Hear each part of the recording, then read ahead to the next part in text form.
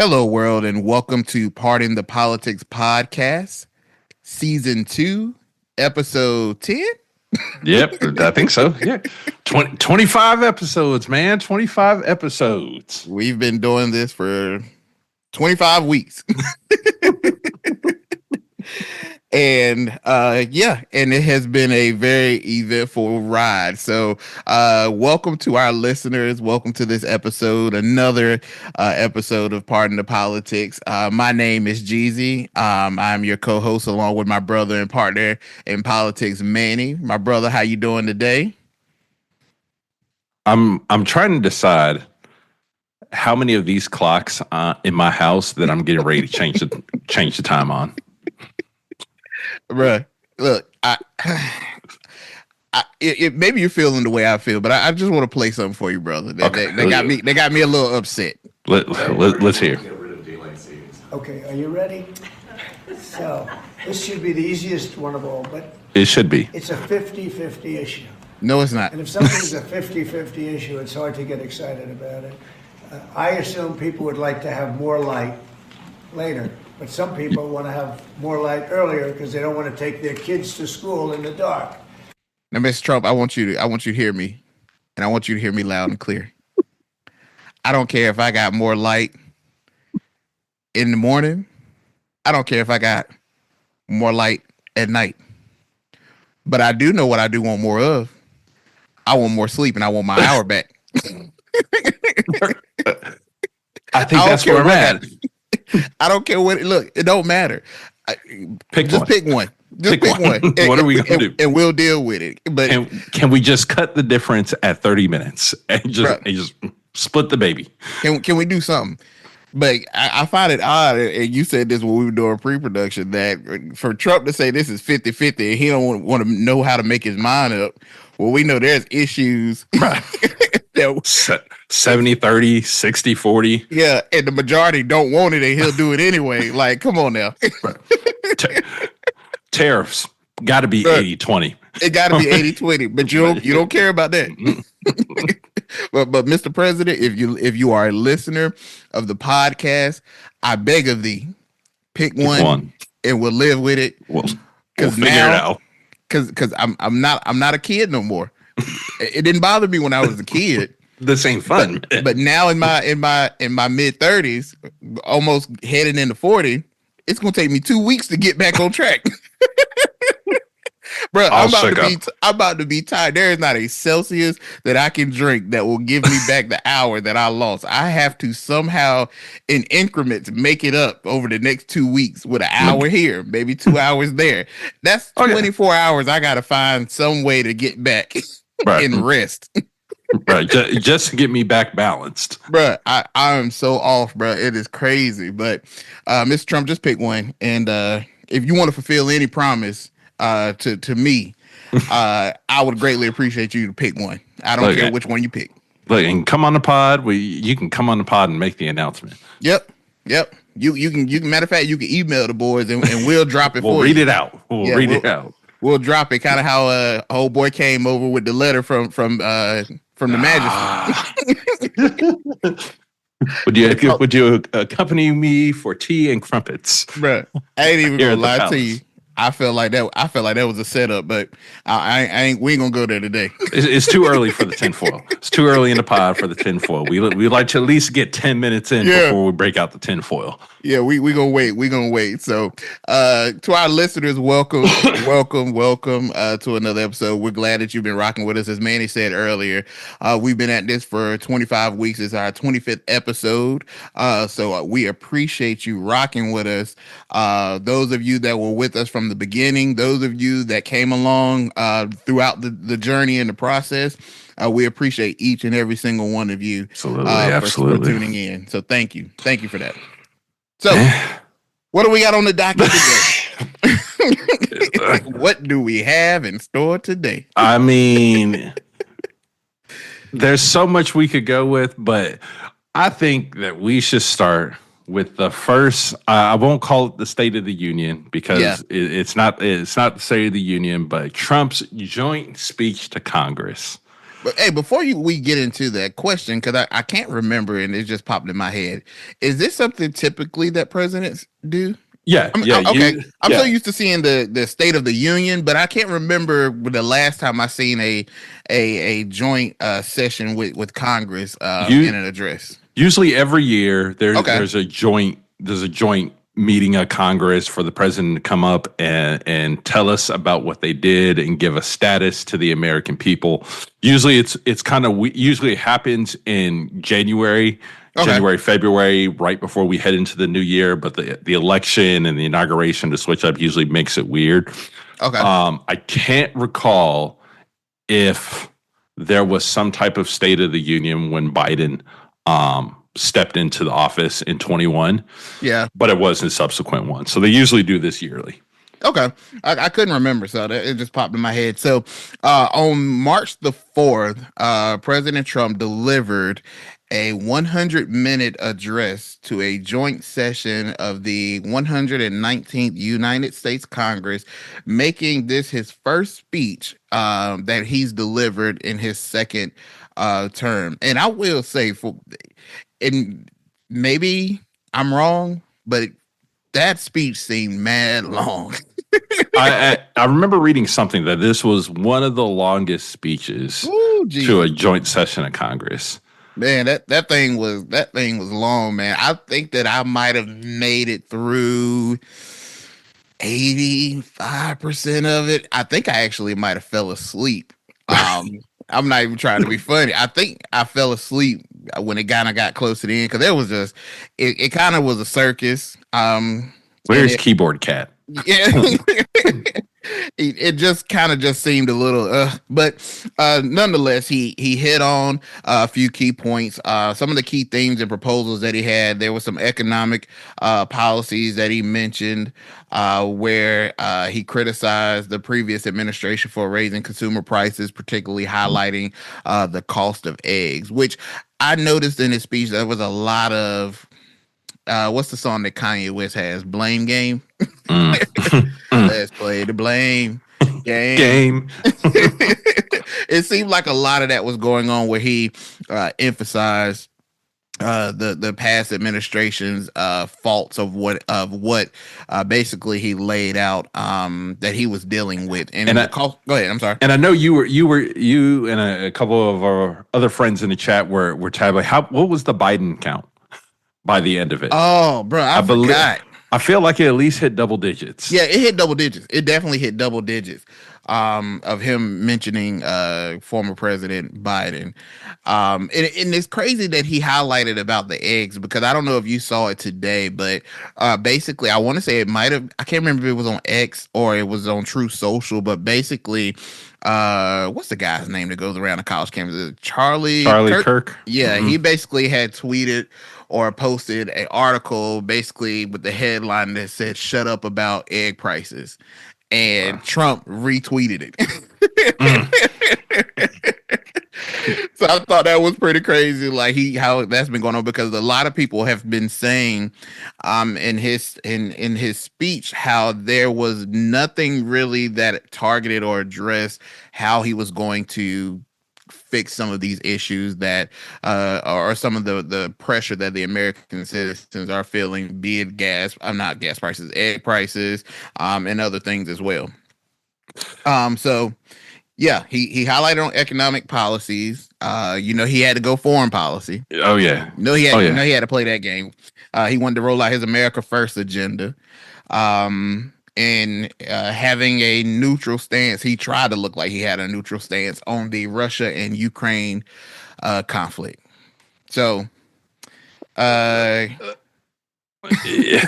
All right. So I was trying to figure out where to start breaking into this. yeah, It's gonna be long. So economically, yes, definitely hitting on the tariffs. yeah, I think it is interesting watching this whole tariff battle start to play out. yeah, Because this is Trump's schedule last week. Monday, tariffs. Tuesday, recall tariffs. Wednesday, new tariffs. Thursday, nah, we gotta roll those back. Friday, tariffs that'll take place Monday. Bro, the world economy was not made to go through these constant Bruh, not at all. jerks and like. So I know like we're in like we're not feeling it yet.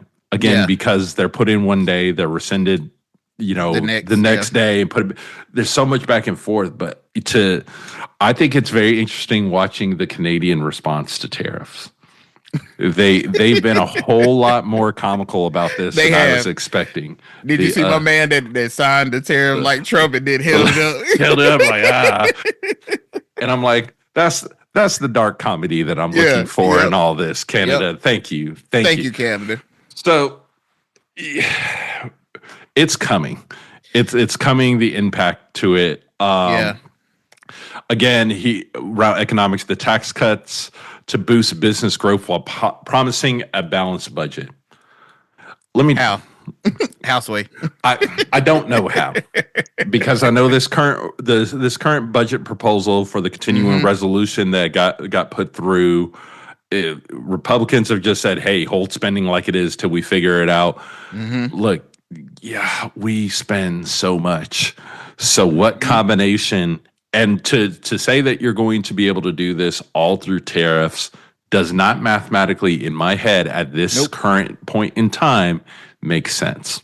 Unless he's Doctor Strange and he's seen every way that every situation and scenario play out. I just don't.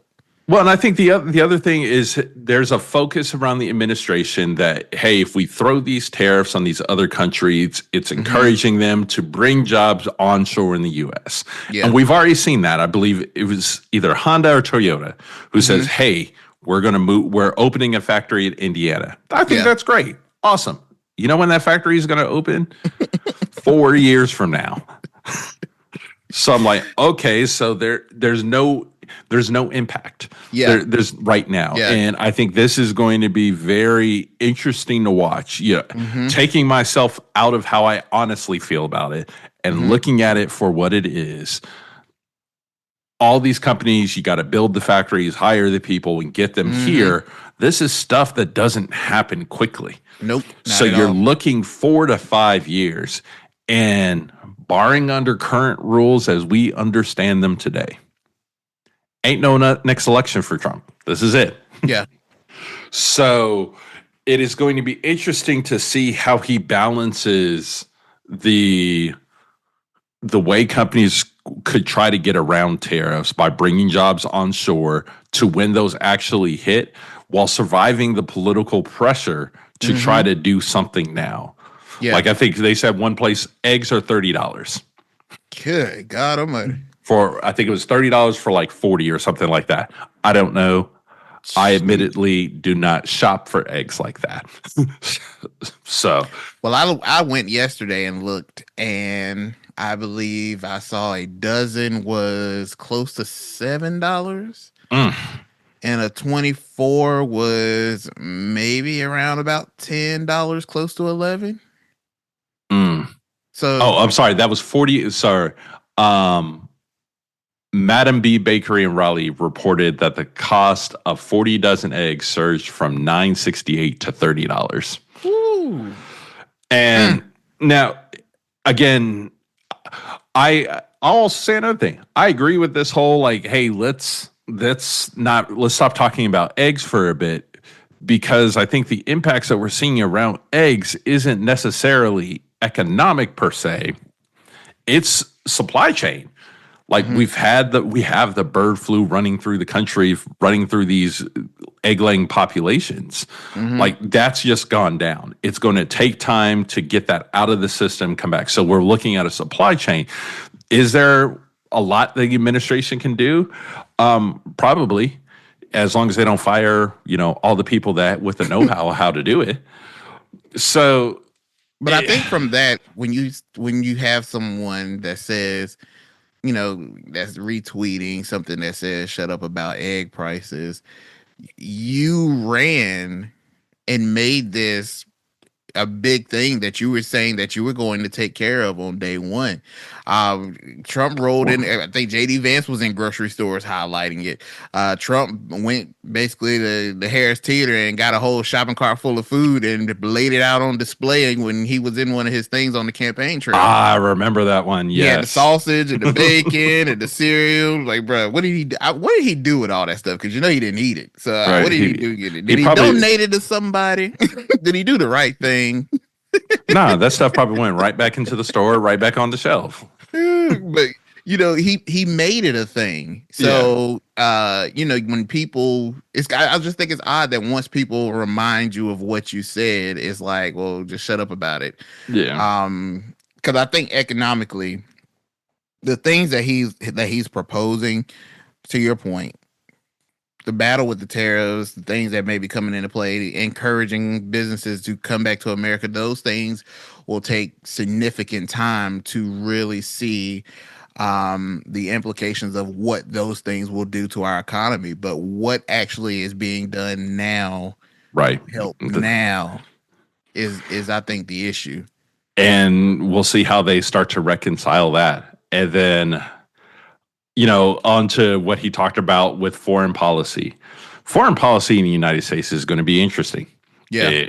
Between them trying to broker the peace deal with Ukraine. Yeah. To Trump really, I don't get the fascination with Greenland.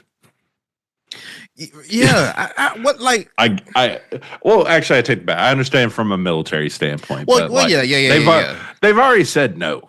Yeah, they've already said no. They're not struggling, but also Puerto Rico. You talking about adding Canada as a whole 51st? Bro, we have a country. We have Puerto an island Rico that wants to be, to my understanding, wants to be the 51st state. Yep. And y'all like, nah. But I've seen some stuff pop up with that recently where they're like, nah, we should let Puerto Rico go. Do you want more states? Do you not want more states? Yeah, what do you want to do? We started off this episode with the question, and I'm going to institute it again. Make up your mind. What are we going to do? That's how I feel about what you were saying earlier about the tariffs. I'm so sick and tired of seeing these tariffs get implemented, then they get rolled back, then they get pushed out a month. Like, dude, make up your mind. But to your point with the foreign policy, though, we have Puerto Rico. I believe that the Homeland Security Director, what's her name? Kristi Noem? No. She came out recently and said that, which I don't know how this plays necessarily in her wheelhouse, but she was saying that she pledged to help rebuild Puerto Rico after the hurricanes. And I'm sitting here like, okay, well, yeah, that sounds good, but you have a president that's talking about Canada and Greenland. Why not do what's necessary to pour into Puerto Rico, who wants to be a part, who is a part technically, to enhance the lives of those people instead of areas that don't necessarily, I won't say that don't benefit us, but certainly are more of a long shot than what we have going on with Puerto Rico right now. Why am I spending time buying chlorine tablets for my pool and ain't no pool in my backyard? Ain't no pool. I don't have a built-in one. Heck, I don't even got like the $10 ones. Why we need these chlorine tablets? Bruh. Ain't no use for these right now. I don't have no need for it right now, so why worry about it? Now, and then the other piece from the foreign policies is watching this pressure that is slowly ramping up on Europe to come to the table, even more so than in Trump's first administration. Yeah, I think it also came out this week that Trump had come out and said that the U.S. may not come to the defense of an ally if if that particular ally had not put up enough defense spending against their GDP. So, bro, we doing so much. We're doing a lot. I think from the area of foreign policy is just really. That's a muddy file right now, man. That's a muddy file. I don't know who we friends with, who we enemies with. I don't know who is who. which is crazy because now it's like I feel like we need to just stay inside. Right. I can't even come outside on the block if I don't know who's my friend, who's my enemy. Right. Everybody might be my enemy. I might as well just stay in the Everybody. house. I think we talked about it on the previous episode. I feel like that's what ultimately what they're trying to do. Like we're about to be. It's just going to be us, Right. and that's U.S. literally like. The- That's it. The last time I think I can't remember if I said this on the last episode, but the last time that we pushed to this place was uh before Pearl Harbor. We were in the same mindset then, and that didn't fare us well when it came to enemies as far as foreign enemies go. So I don't know, man. But again, like you said before, I don't know what we're trying to do because then it seems like, okay, are we trying to be friends with any of our allies? Right. Are we trying to piss all our friends off? Ultimately, if you push in Europe to do more and then Europe end up doing more where they don't necessarily need the US as much, then where does that land us on the global stage? Or you have somebody like, China that comes in and able to occupy some of the spaces that US are saying we're not doing this anymore because of X, Y, and Z. I mean, I'm concerned foreign wise. I don't see myself going anywhere outside of the walls of this country anytime soon. I mean, but A, because of pressure, but also B, because I need y'all to figure out these plane situations. Oh, bro. Like I can't get to Puerto Rico on the Greyhound. Cannot. Nope. But yeah, they got to figure it out. But what we'll do, and I know you guys probably, they're going to talk about the joint session. But they ain't talked about it yet. So let's talk about it. Let's talk about it. First off, when Trump walked into that room, yeah, Amy Coney Barrett looked at him. Oh, bro, like there's some trouble in paradise. It looks like, bro. She looked like she was peeved. I mean, because I think it's the first time that the MAGA, the Trump supporters had really turned against her.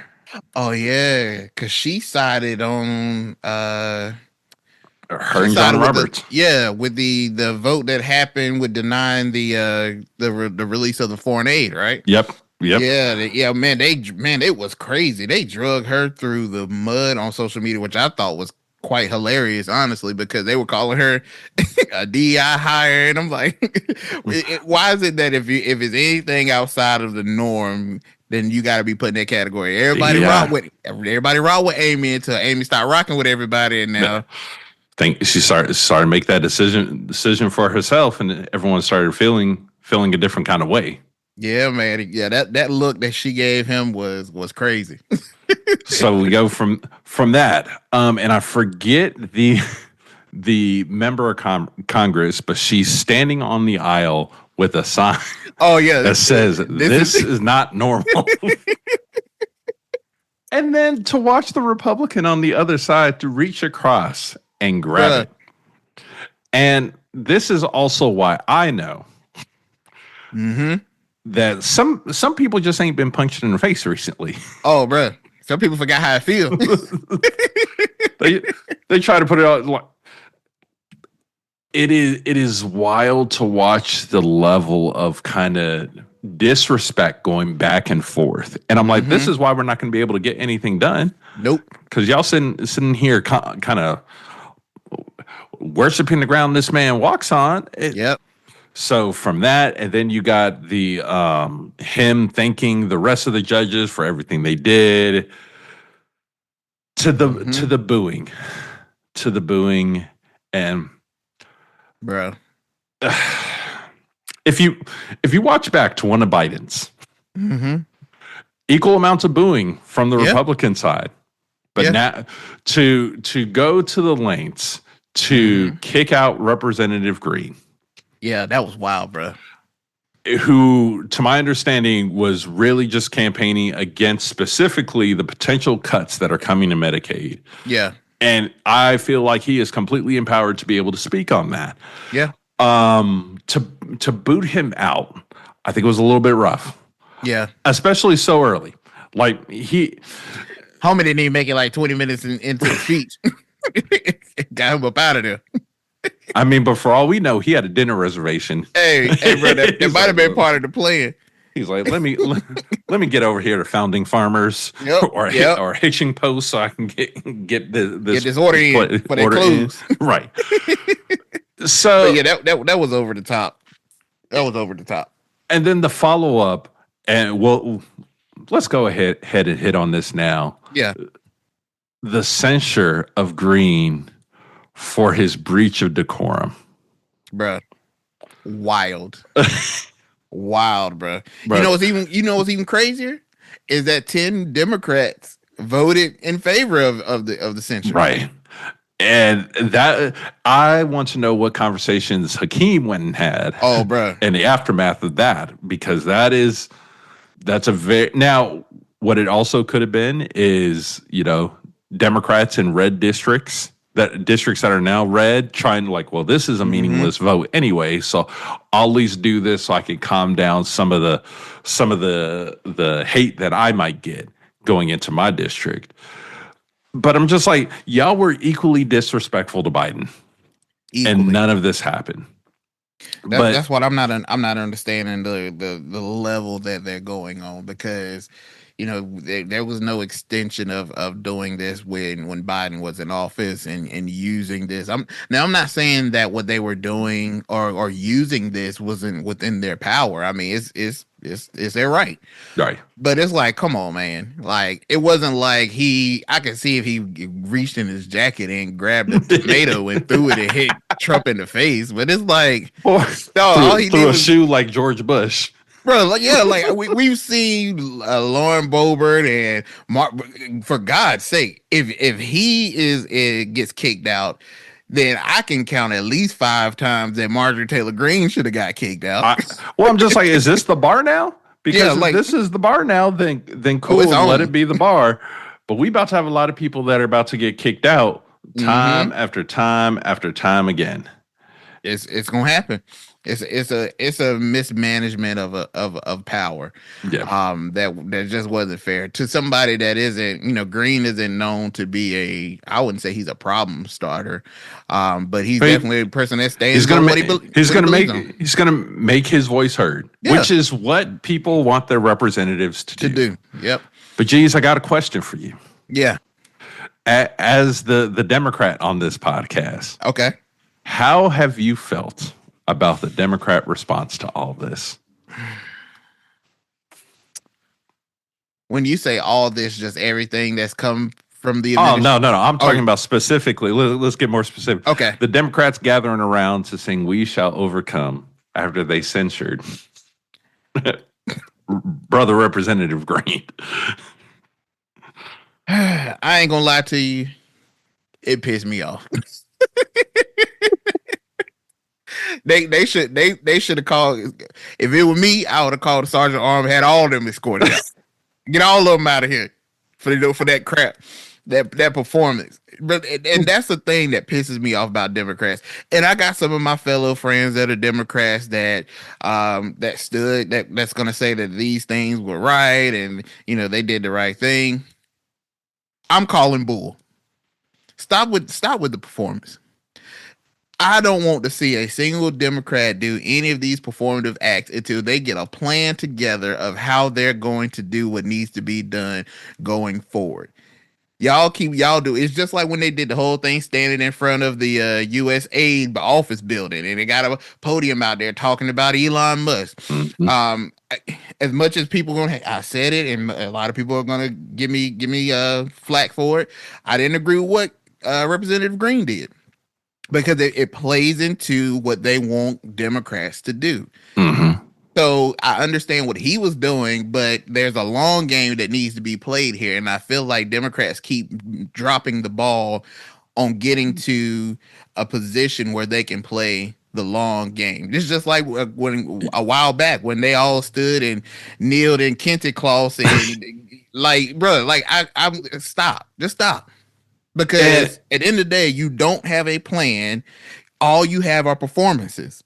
All you have is performances.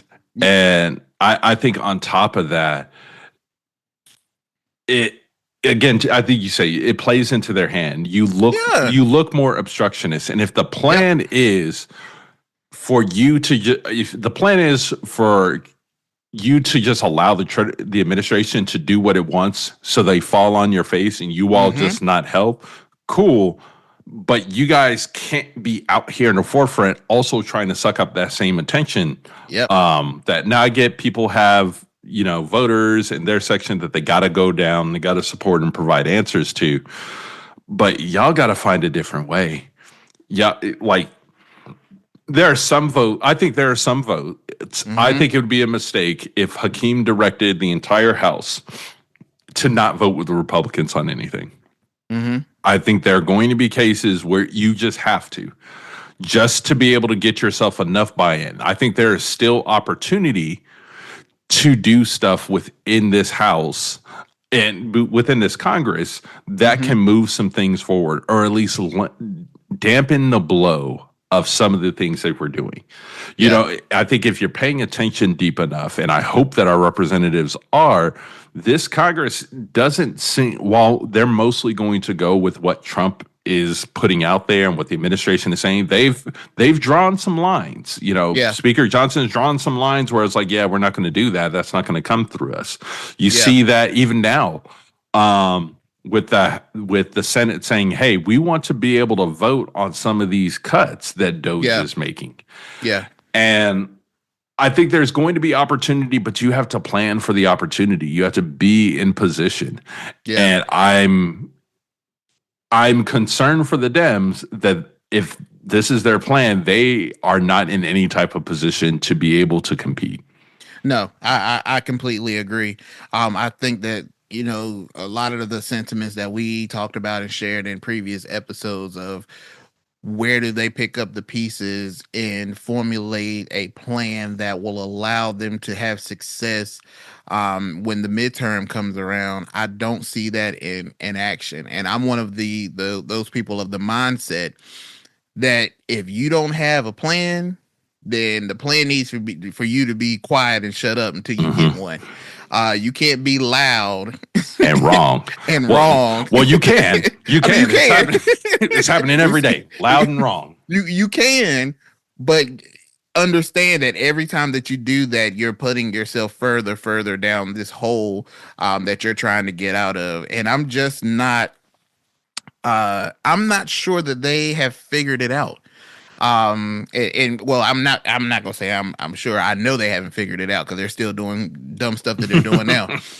But yeah, I heavily oppose of the antics and the performances and singing these spiritual hymns as if what you're experiencing right now ties into what that song was sung for, what the meaning and purpose of that song was for. That is not what's happening right here. So let's stop playing games because you look crazy. And before we get ready to switch to the next topic. Also in this speech, President Trump announced that he would like to build a golden dome. Oh, God. First of all, this man loves the color gold. I mean, have you seen Mar-a-Lago? I mean, this man loves some gold. And again, this is for you guys who may not be aware, the Golden Dome is very, very much like Israel's Iron Dome situation which is a cohesive mix of missiles and drones, hypersonic missiles, and other weapons that prevent the U.S. from being hit.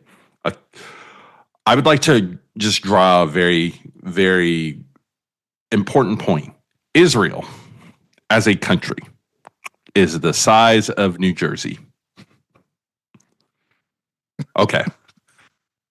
Sorry, you want to cover the entire United States? Cool, I can understand it. It makes sense, but bro, you just be saying stuff sometime, and I don't be knowing how serious you are when you be saying these things. Bruh. Words have meanings. Words have meaning. I just don't understand how. So Is the gold dome going to cover the entire country? Is that what he's saying? Essentially, he So wants to ensure no place in the United States can be hit by missiles or whatnot. well, I Aircraft can come think of in. a We're cheaper, easier way of making sure that happens. not make so many enemies that want to do that Bingo. to us. I mean, you can. Crazy thought. That's a Man. lot cheaper. It's crazy thought. Instead of building a dome, just stop pissing people off. That's an interesting plan, geez. Bruh, I mean, I don't think we'll do it, but that's an interesting we plan. not. Let's put a pin in it. we not, but I mean, it's just cheaper to do. I mean, if we're talking about being efficient and cutting costs, I mean, you can just stop saying words. It don't even cost to say words. Words are free. You can just say them and not have to. You don't have to get produce any dollars to talk. Just stop saying something to piss people off. But yes, so that was the joint speech to Congress.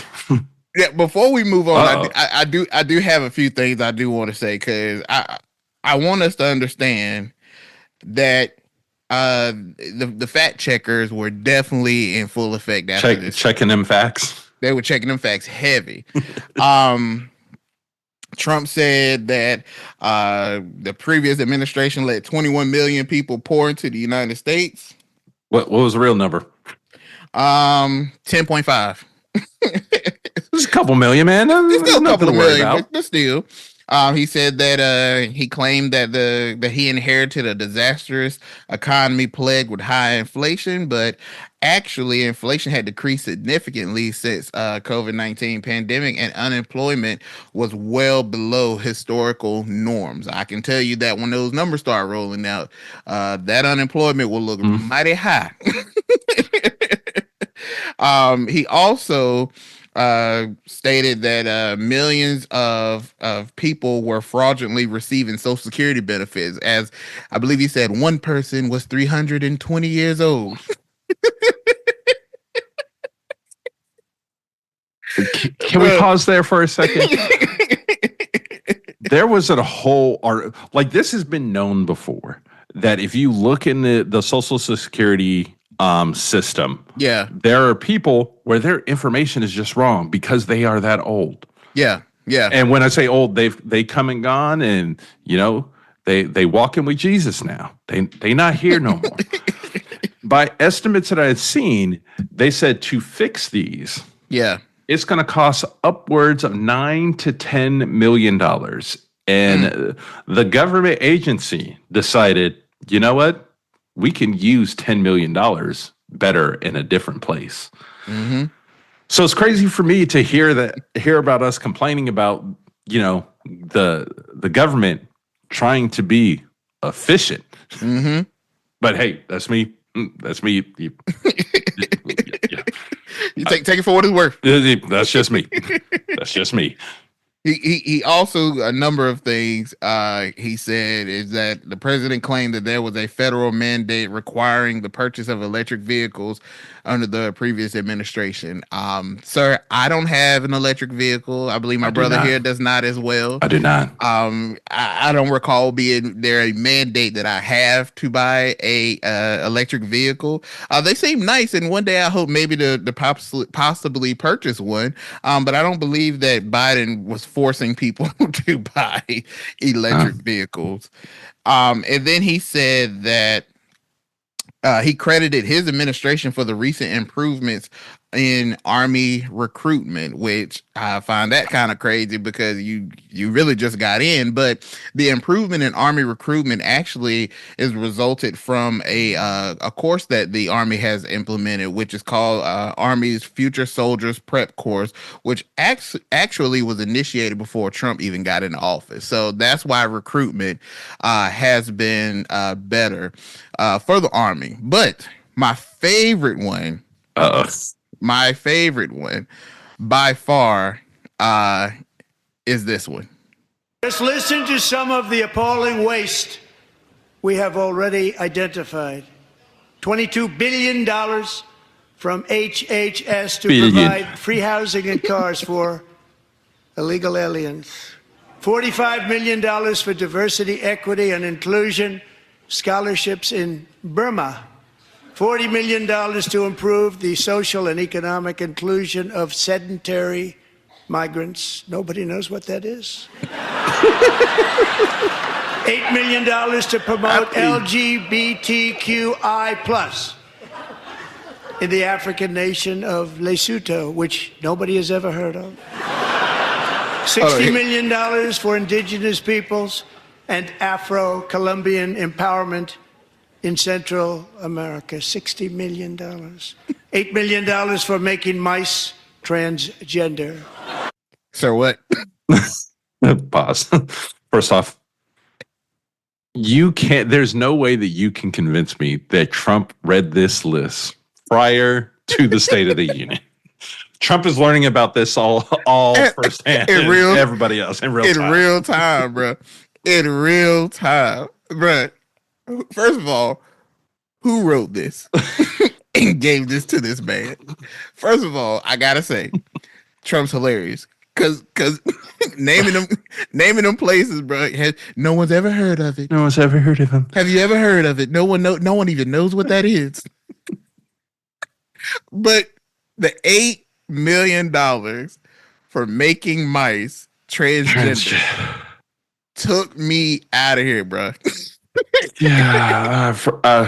Look, I tuned out that part. I was like, oh no, bro. I completely forgot about that. I was sitting on the bed, and when I heard that, bro, like I sat up and was like, hold on. I know I didn't hear that. I know that he didn't just say that.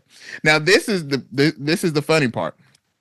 And this is why I think maybe Trump did read this partially. Maybe some of it he did. What he was referring to was not making mice transgender. Hold on, before you go, are you saying Trump misunderstood something? I think he might have.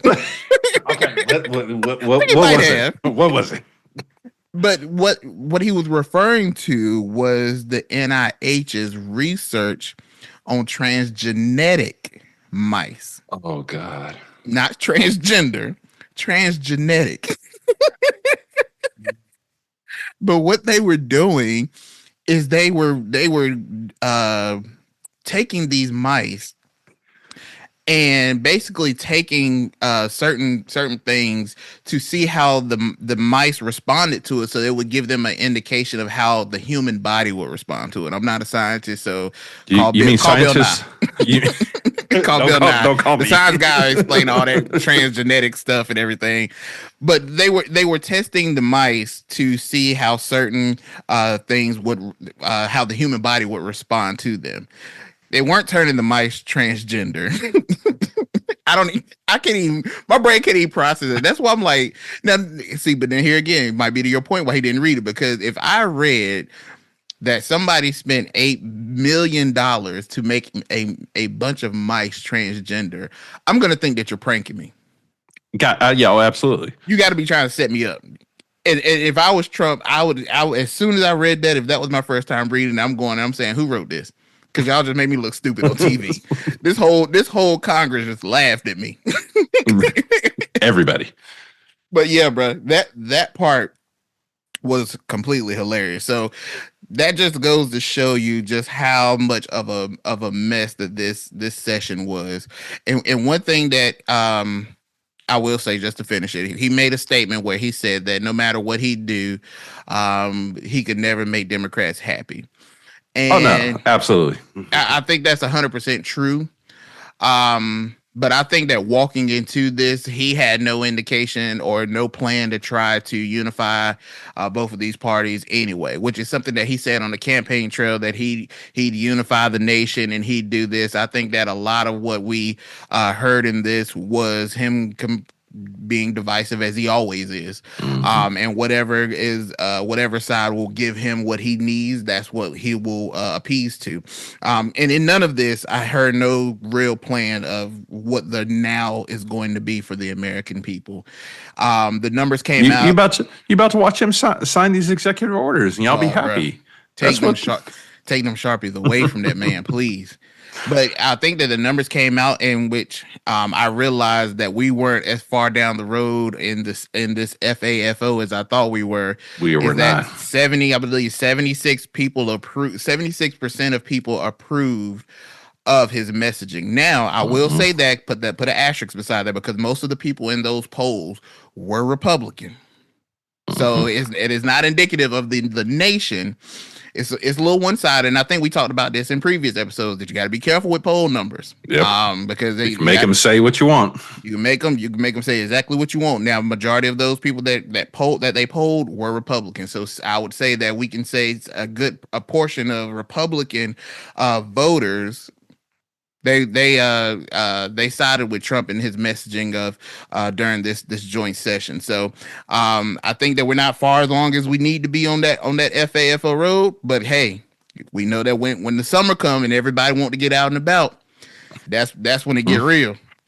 That's when it get real. Soon as people start getting active, Hey, bro, it's go time. everyone gets outside trying to wear a little bit less. Hey, bro, it get a little sticky. Short and tank top season is among us. Hey, man, it's gonna get a little rough. So we shall see. But that is our take on Trump's joint speech with Congress. So what else you got, brother? What else we got? Well, we've been predicting this for many of episodes now. But I think that this divorce between Trump and Elon might be starting to heat up. So we mentioned it a little bit earlier. I mentioned it a little bit earlier in the episode regarding Doge and where kind of Elon stood with it. Well, there apparently was a very tense argument that happened in the Oval Office earlier this week between Elon and Marco Rubio. Oh boy! So my understanding, Elon went at Marco saying, "Hey, y'all not cutting enough jobs." To which Marco essentially responded, "We just had 1,500 people take that buyout, so I think we've cut enough people." But apparently that ramped up to the point that Trump got involved and basically said, "Hey, the cabinet secretaries are in charge for staffing their organizations, and not Musk.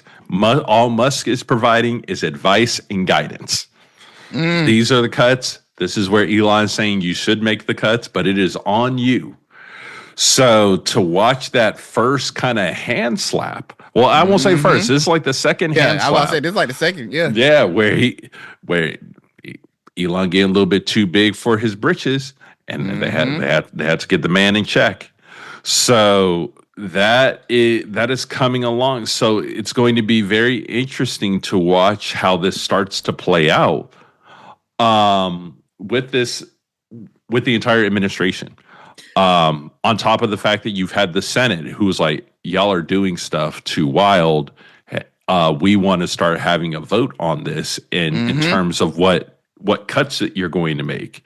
And now Trump coming to say out, hey, we are now convening bi-weekly meetings to talk about the cuts that Doge wants to make before we do it, because the administration is starting to get hit for the mistakes.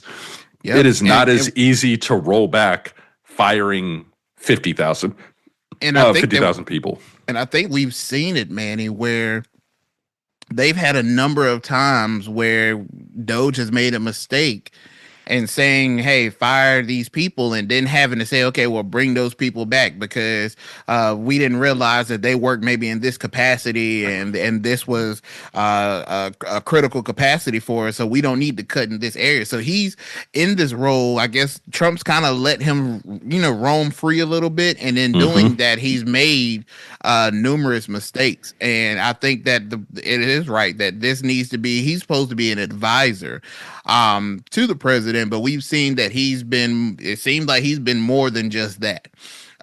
So that reeling in is coming in. I believe in that, in the and this kind of tells you about where Elon's ego is in all of this, because I believe in that meeting, he told basically Marco Rubio like he's good for TV. Like he looks good, but he's not really doing Good the at his work. job.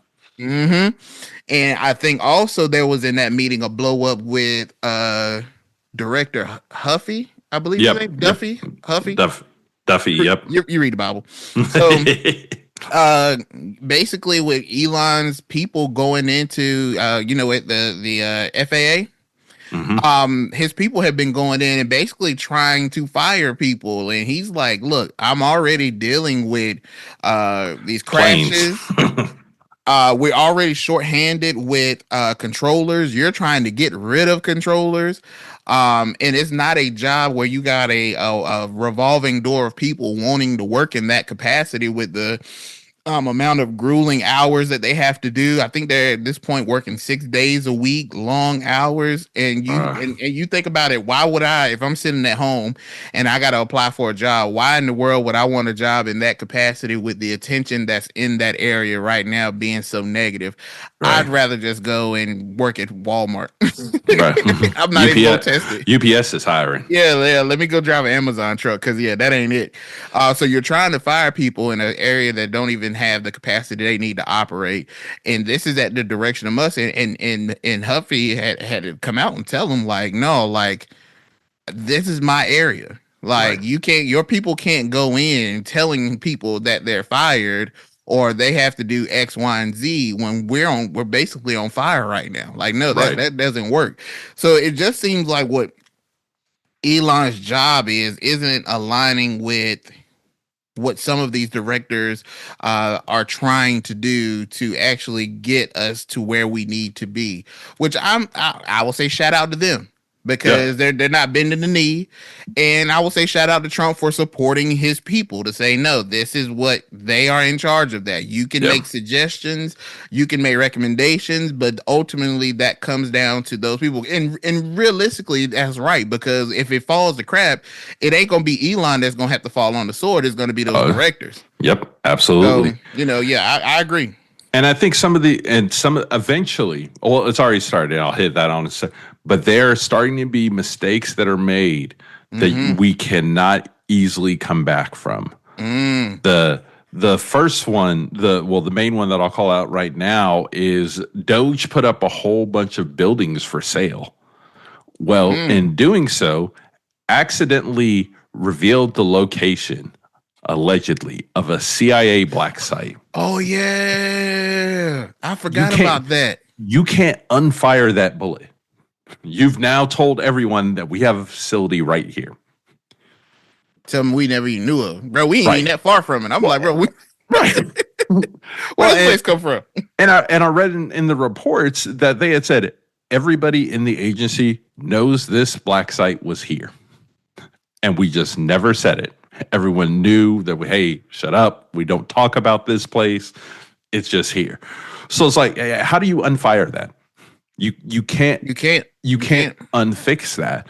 And maybe this turns out to be a good thing because maybe this administration is starting to figure out that like, oh yeah, if we do this, and it's wrong, we just can't, we'll just do this all again, or we'll hire new people. We've said it on this pod before, and I will continue to echo this throughout this entire thing. Government was not made to run in the same way, in the same capacity as private industry. Yep. So the slash and burn that Elon was able to do at Twitter, you're not going to be, or at least you shouldn't do that to a federal government agency. Yep. Because one of the keys about a federal government agency that makes it so able to deal with these is that it's a constant delivery. It's a consistent delivery. People know what to expect with what they're doing when they work with the federal government. A lot of that has been called into question. But I think Trump is also a man who understands from his first term that his secretaries, to be able to do what he asked them to do, they need the ability to pivot and do the things that they need to get done. And Elon is starting to stand in the way. So the question now is, How much longer this relationship got? After the love is gone. I don't know, man. Will they make it a winner? I don't know. I don't know. I don't know, bro. And I say I don't know from two reasons. A, from just a Trump, he is a star. Mm-hmm. Wants no one else to be the star. So I think we have that piece. Mm-hmm. And then just like Elon in general, like, again, y'all both won capitalism. Mm-hmm. And this is what y'all want to spend y'all time doing? Not me. Not me, sir. I would have been grabbed my hat and my coat, and I would have said good day. Chilling. Elon, you have access to enough money to be able to do whatever you want. Yeah. And you choose to try to run the free world. That seems like a lot of hard work while you're also still trying to run a car company, a rocket company, and a bunch of other companies. Just got a little too much dip on your chip. Too much dip. Well, I will say, Manny, that in mention of that, I think that we have a return this week. Uh-oh, it's back. We got your pickle. We got your pickle. We got your pickle. Uh-oh. Who's in the brine? Who is in the brine? You already know. You already know. It's none other than Mr. Elon Musk himself. The U.S. has now dropped in ranking to number 2. And Elon has now taken the number 1 ranking. He's the number 1 seed in the pickle of the week. the pickle rankings. In the pickle rankings. So Elon Musk, who is, as we all know, the CEO of Tesla and SpaceX, has experienced a significant decline in his personal wealth recently. As of March 2025, his net worth has decreased by approximately $102 billion, primarily due to a sharp drop in Tesla's stock value. My brother, now he's still the wealthiest man in the world. Jeff Bezos hasn't been able to top him, even in spite of, but he's losing money, and probably wouldn't be losing money if you weren't out here trying to. Probably would not be losing money if we went out here doing all these things. But Tesla shares have fallen by 38% since January 20th. January 20th. That was the start of the administration, wasn't it? I believe so. Geez, I believe so.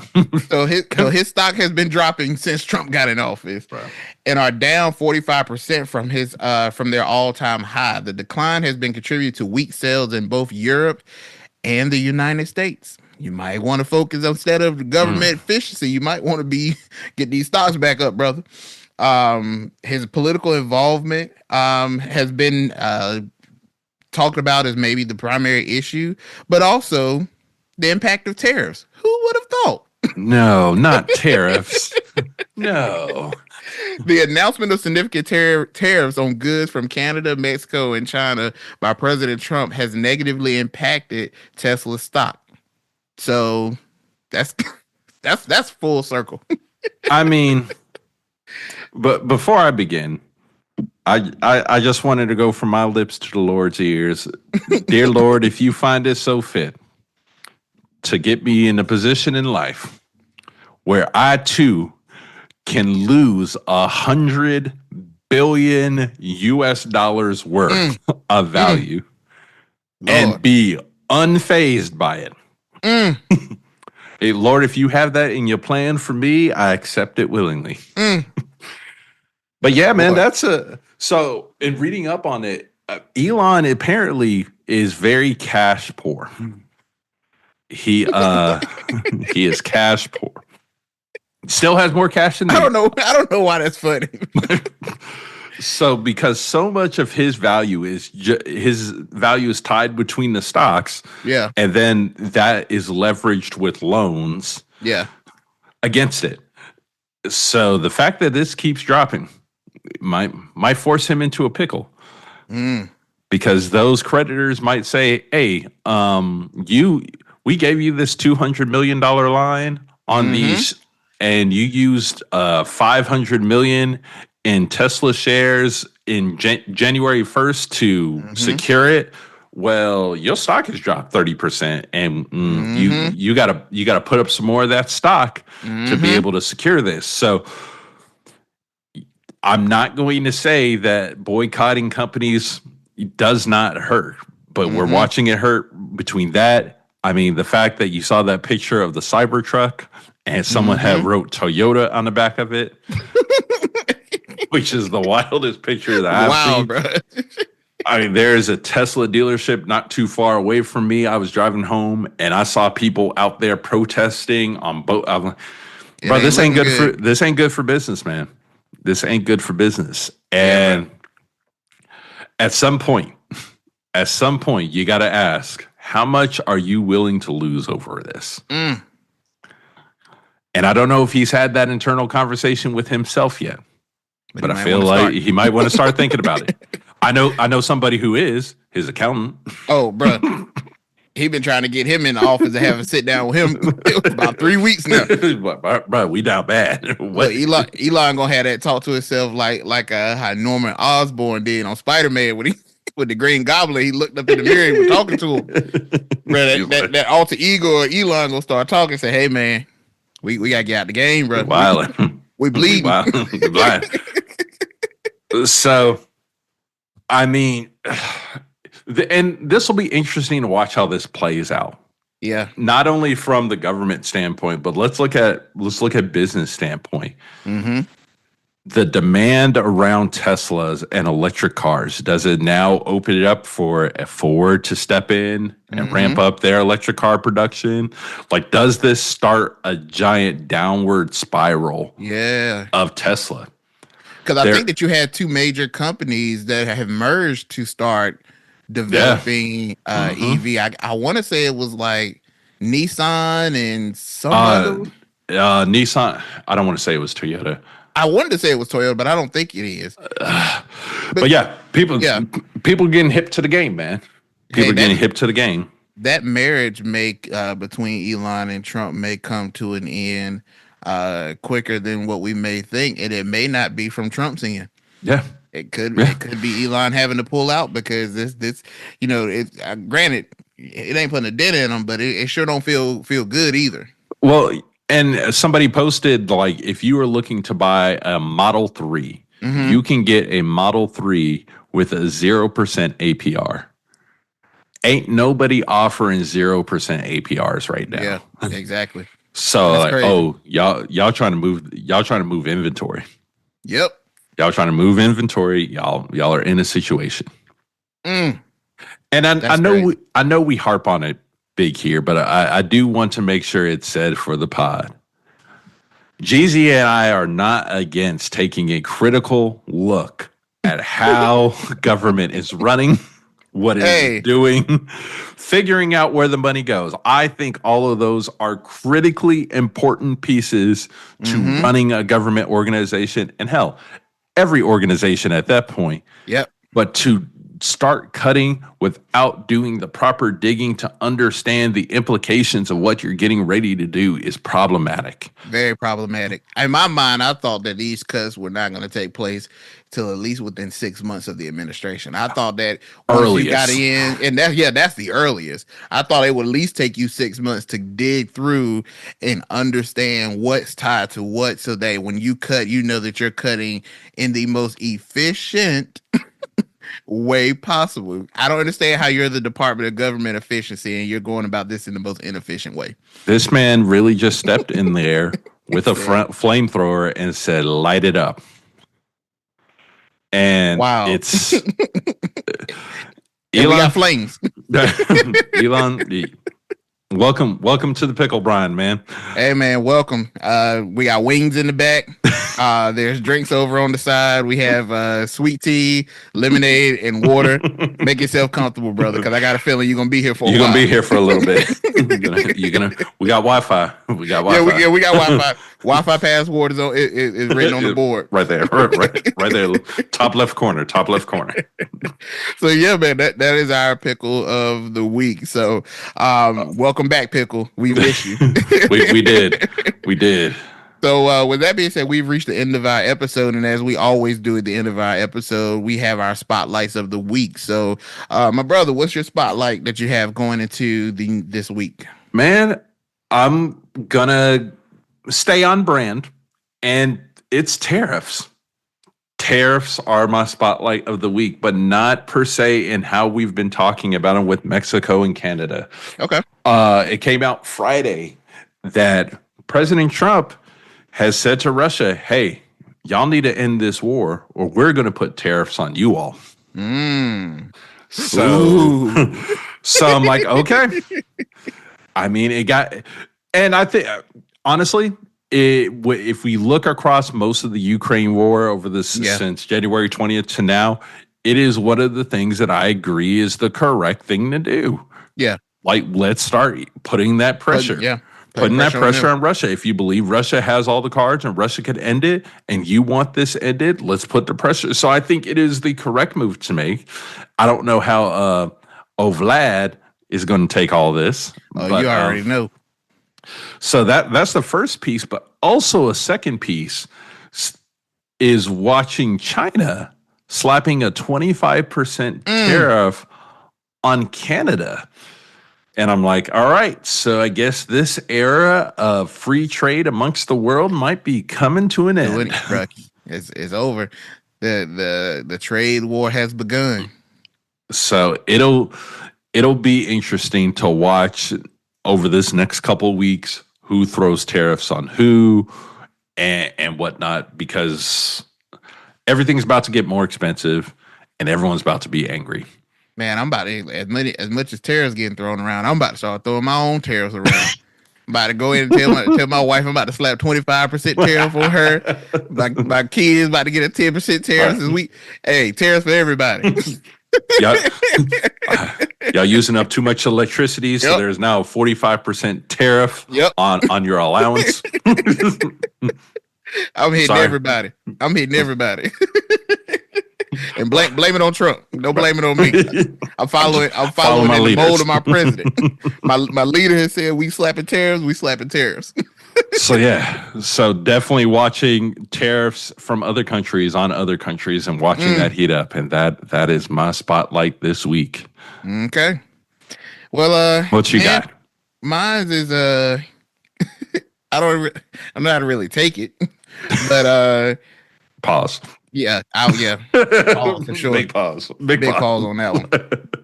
But on March the 7th, President Trump announced a policy offering a rapid pathway to U.S. citizenship for South African farmers and their families seeking to flee the country due to safety concerns. There has been an act that has been taken by the South African government that aims to address historical land ownership disparities by allowing the government to redistribute land without compensating their current owners. This has been labeled as a white genocide. So I think it's quite odd that he's giving them this rapid pathway to citizenship, but we have a immigration problem here that could definitely use some attention. And if I'm a person that's an immigrant here, has been waiting to try to become a legal citizen, and I find out my president is offering people in South Africa rapid citizenship when I've been waiting for 2 years to get my papers, I'm gonna be peeved. And then on top of that, the fact that, I don't know, has the U.S. ever just taken land from anybody? I don't think we have. Not us. Not us. That's not something the United States would do. Like, bro. And so you know the response to this has been crazy. South Africa said basically, U.S. need to mind their own business because and stop dabbling in our domestic affairs, which is crazy because I could have sworn that's what we was trying to not do. Right. Was the deal worry about other folks' problem, but we somehow now are going to offer a pathway to citizenship for South Africans. Elon Musk is from South Africa. I don't know if there is any ties. I don't even know why Trump cares. Okay. But he has cut funding. He signed an executive order halting approximately $323 million in U.S. foreign assistance to the country, citing this as an unjust racial discrimination. So we'll see what happens. We may be getting some new citizens from South Africa that might be coming over. So South Africa, if you listen to the pod, welcome to our community. Love to have you. We love to have you. No problem, no beef with us whatsoever. But yeah, that is my spotlight to see how that plays out and where we go with that. I got a feeling it's probably going to fall on deaf ears, like most things seem to be doing. But we'll see. Yeah. Well, So cool. yeah, man, that is our spotlights of the week. So this is the conclusion of our episode 10. So we appreciate you, the listeners, rocking out with us today, giving us a listen. Again, follow us on our social media platforms. Reach out to us if there are any topics that you would like for us to cover. And you good, brother? Anything? All hearts and minds clear? All hearts and minds clear. All right. Well, as we always say at the end of our episode, if don't nobody else love you, know the boys here at the podcast. We love you. We appreciate you listening in, tuning in. Like, share, follow, spread the news. Share our podcast with your friends and join the community. So thank you for tuning in. We'll see you at the next episode. Take care, world. Bye, y'all.